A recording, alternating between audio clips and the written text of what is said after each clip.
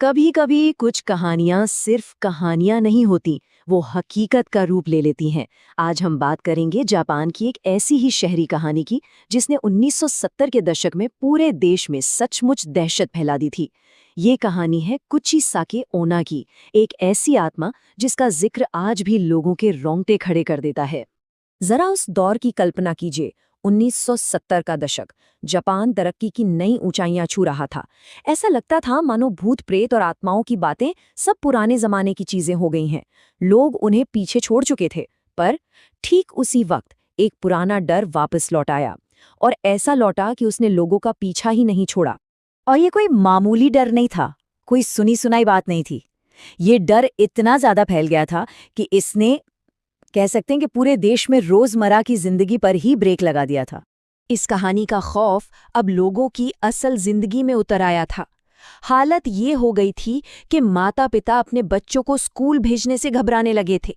गलियां, खेल के मैदान सब सूने पड़ गए थे। क्यों? क्योंकि हर कोई घर से बाहर कदम रखने में भी कतरा रहा था। तो सवाल उठता है कि आखिर ये कुचिसाके ओना है कौन? कहानियों के मुताबिक ये एक औरत की आत्मा है जो जापान की गलियों में भटकती रहती है। उसकी पहचान है उसके चेहरे पर लगा एक सर्जिकल मास्क, जिसकी वजह से उसका सिर्फ आधा चेहरा ही नजर आता है। कुचिसाके ओना का सारा खौफ जानते हैं कहाँ से शुरू होता है? एक बहुत ही सीधे साधे सवाल से, लेकिन एक ऐसा सवाल जिसका जवाब देना नामुमकिन है। वो अक्सर अकेले चलते हुए बच्चों को अपना निशाना बनाती है। उन्हें रोककर वो बस एक ही सवाल पूछती है, क्या मैं खूबसूरत हूं? सुनने में तो बड़ा ही मासूम सा सवाल लगता है ना? अब मास्क के ऊपर से झांकती उसकी खूबसूरत आंखों को देखकर ज्यादातर बच्चे क्या ही जवाब देंगे।